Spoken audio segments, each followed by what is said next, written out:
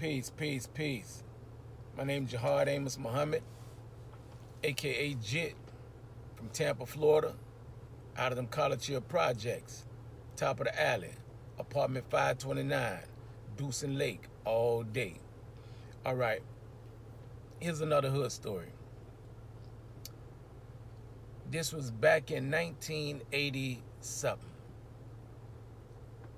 wherein the alley, specifically Ronnie Marcus, Kenny Marcus, Pop Zulu Marcus, Jeff, he dibbed and dabbed, but it was basically those three out of the Marcus that I know of that used to get on that football field. And then you had the twins, Cedric them, they used to get out there. You had T.D. Todd. I think T.D. Todd got out there a few times. But you had a few cats from that alley. You know, my brother Pee Wee, you know. You had a few dudes from that alley, man, that used to get down out there, you know. I don't know if I think Eek got out there a few times. But specifically those who I named. I know they used to get out there. But my brother Ronnie, he got out there a few times trying to quarterback because he ain't finna get hit. So, but anyway, they used to play in the Lockhart Elementary field at the bottom of the alley. And sometimes they played over in the field where Lee Davis at, between Ponce and College Hill. And then they used to go up top by Middleton and play football. And they used to play different sides. They used to, you know, so they'll even travel, go to Rovers, whatever, and play different communities. But the majority of the times, they either meet at a mutual place like Middleton and so forth to play football against other sides. Now, during this time, they was playing at Middleton High School, the old Middleton. I believe it's on 22nd and Chelsea. And I don't really recall who they was playing, but I'll get straight to the points of this hood story. And this hood story here will be surrounding my brother Pee Wee, rest in peace, and Bobby Lattimore. Now, before I get to Bobby Lattimore and my brother Pee Wee, first let me start by saying this is not to incite conflict nor violence. This is not to hash out old beefs. This is just a hood story to let the people know how we came up, what we've been through, and what many of us are still going through, and how we trying to get over, how we trying to get through it since the God brought us to it. And we know that he can do it. Only God can do it. But we have to do our part, and that is atone and reconcile our differences so that we can move forward, especially if no blood hadn't been shedded. And even with that, that means you have to have a stronger faith to carry this torch of atonement and reconciliation to unlock the doors of murder and everything else, the graveyard, and a lifetime behind bars. So we just got to do our part. God said he will not change the condition of a people until they change what is in themselves. So let's continue. Now, this one particular day at Middleton, the bottom of the alley, or the alley period, College Hill period, I ain't gonna just say the alley, College Hill was playing another part of town in a game of football. Now, these dudes that they had on their team was a little rowdy. They can give out, the blows, but they couldn't take it. And I think Kenny, I think Kenny Marcus or either Pop was running the ball, and the dude did a late hit, you know, and they let it go. They let it go. They ain't, you know what I'm saying? They had a few words, but they let it go. So the next play, when Pee Wee got in the game, Pee Wee targeted that dude. And Pee Wee hit this dude and knocked him on the tracks, because Middleton have a race, a running track, a track going around, um, you know, the grass or whatnot, right? So when Pee Wee hit him from the grass, knocked him to the concrete. Dude got mad. So they lined up again, and Pee Wee hit him again, bucked him, I believe, and the dude got mad. And so as Pee Wee was, you know, going back and forth with the one dude, and Pee Wee don't really do too much arguing, but Pee Wee and the dude had a little word, and people were like, man, just play the game. Play the game. This is football, man. Play the game. And so the one dude was coming around on Pee Wee's left side. And I don't know which one it was, Kenny or Pop, told Pee Wee, you know what I'm saying, you know, tighten up, you know what I'm saying, you know, so as they merged in. So as they was coming in, you know what I'm saying, you know, if it's going to go down, then all of them going to go down. So Pee Wee, Pop, Kenny, all of them, they, you know, kind of like, you know, like, what's happening? And so Pee Wee hit the one dude, the short little big dude. Pee Wee hit him, bam, rocked him. They hit the other cat, bam. You know what I'm saying? So they ain't want no static. They ain't want no more problem. They game over. So now that was that. Me and Tio together, Tony Joyner, dumping Bobby Lattimore little brother. That was my partner and still is to this day. So me and Tio together. So Pee Wee and them, you know, they left before us, you know, just a few walks down, going towards MLK, right where the Crunk man used to sell his CDs. So when they got to that point, now again, this back in 1980 something.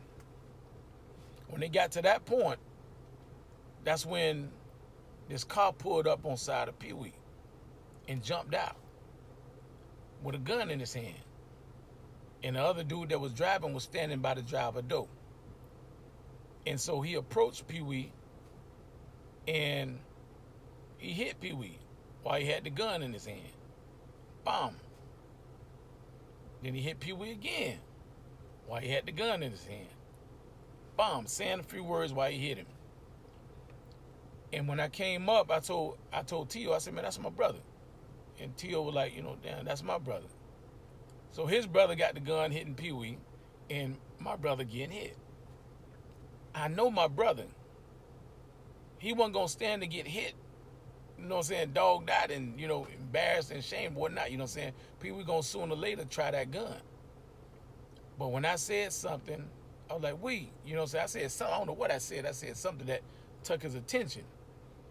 Because he was standing there, he didn't run or nothing. And so when I said something to him, he looked kind of like snapped him out, whatever, you know what I'm saying? Because you got a man standing before you hitting you with a gun, and you know you ain't no pie, you ain't soft. And so Pee Wee looked my way, you know, and had to think about it. Damn, if I rush this cat, you know, anything can happen, right? So boom.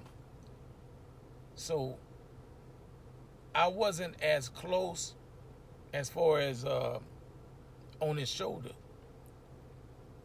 But he told me, you know what I'm saying, to go. And Pee Wee posture was like, if you hit me again, you're going to have to kill me. Lattimore got back in the car. And he smirked. Got back in the car, shook his head, and they dipped. I never seen my brother so mad, man. I never seen him so mad. Got to the house. I know he went in the room. I know where them yayas was. But he was so hot. And then a few of them mounted up. And later that day, it was me, Donnell, and Fat Mario, Cool Bear them nephew, Slick Rick them nephew. We were standing over there by the alley,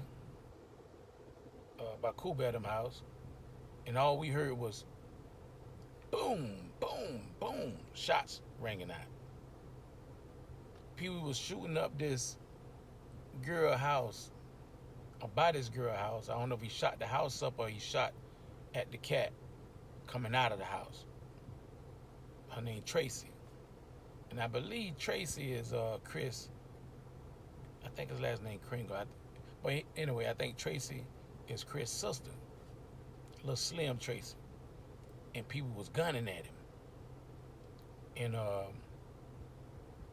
so again, I was in ear range of the shots. And somebody said, man, boy, your brother getting that Chris. Like, okay, you know what I'm saying? Boom, boom, boom. So this one particular morning, I see Lattimore. I don't know if Lattimore knew we stayed right there on Deucin Lake, but he was walking, coming from by Sarge Stowe that way, and he turned by Chain Stowe to go back towards his mama. I know his mama them stayed up that way. Dump them stayed up that way. See, I never really knew Bobby Lattimore like that. I knew Dump and I knew Tonio, but I never knew him like that. I mean, he's known, he's well known, but I never saw him like I used to see Dump and T.O. And so I don't know if he was probably raised somewhere else or he left and came back, but I know he did some time before too. So anyway, I went to when I saw him come by Chain Store on 22nd and Lake. And remember, we stay at the top of the alley, apartment 529, which is right directly on the corner of 22nd and Lake. And next door to us is Samantha and Sir Earl Wilson. You know what I'm saying? They like family.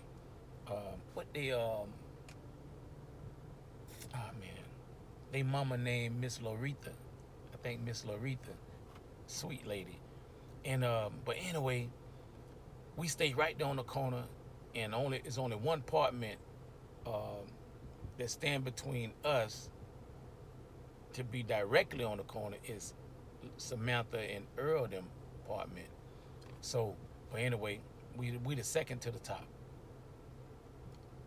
And when I seen Bobby Lattimore come by Chain Store, I went and woke my brother up, Pee Wee. He was in the bed, him and Antoinette. And I said, Pee Wee, man, that nigga right now, that nigga walking by the store right now. Who? I say, the nigga that hit you, that had the gun on you. He said, what? And the man jumped up. Now y'all know, y'all don't know this. They used to call us the hillbillies. The hillbillies. When we moved into projects, that's another hood story.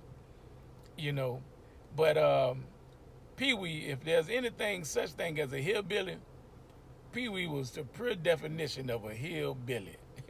That boy ain't wearing no drawers. He had on some wrestling shorts, right? The things what they call the spandex, the things that come down like old wrestling shorts. So he cut the thing off of it and just kept the short pants part of it. And Pee Wee jumped up with the wrestling pants on. Man, and so I don't know if I laughed out loud. I can't remember, man. He had me laughing, man. He jumped up, but he was pissed off, man. He jumped up. I think he grabbed. I think he had a 38. A black 38. And he ran out the house. Him. I can't recall who else. I know Ronnie. I know Ron. I think my brother Ron, and I don't know who else. But anyway, I know my brother Ruben stayed with us. But anyway, he ran out the house. I couldn't tell you if they caught up with him or what. You know what I'm saying? I didn't hear anything else about that. I don't know if they ever had any run-ins. But I would say this, because I heard that Bobby Lattimore, you know what I'm saying, he got some hands and he know how to wrestle. You know, along with Bobby Jackson and all, you know, a lot of cats from around the way. One thing about College Hill, man, them dudes can really get down, you know what I mean? But I know this for a fact.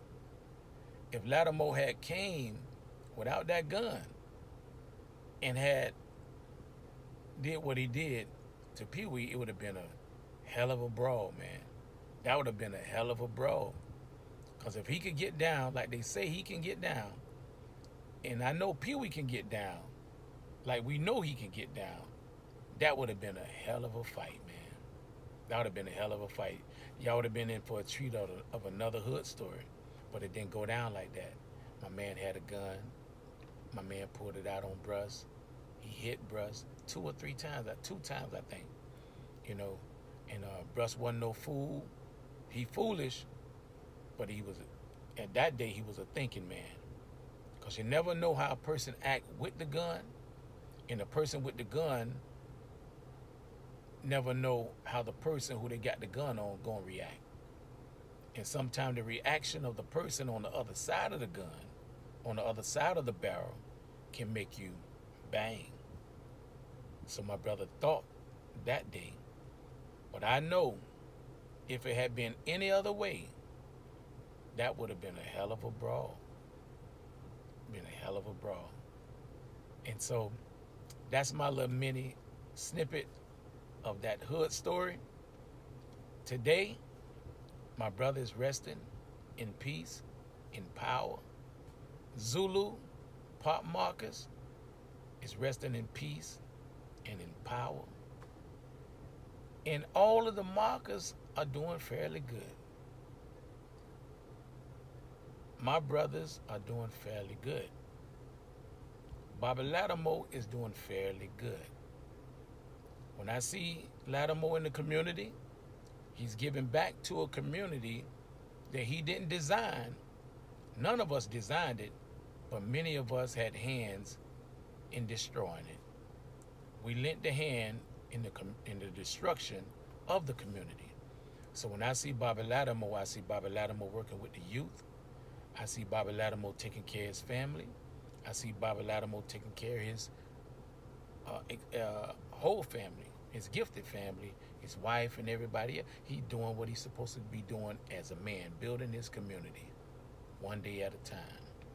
Yeah, we all got problems. Yeah, we all gonna have trials and tribulations come our way. Who doesn't? But if we can weather the storm, if God brought us to it, he definitely can get us through it. So this is my hood story for the day. Right on to the real, and debt to the fakers. And the life we live wasn't fake, it was absolutely real. And we survived the crack era. If you here, that means you're a warrior, soldier, or you just hid out and was hiding all those years. But nevertheless, we're here. We still here. We still here. Praise be to the Most High.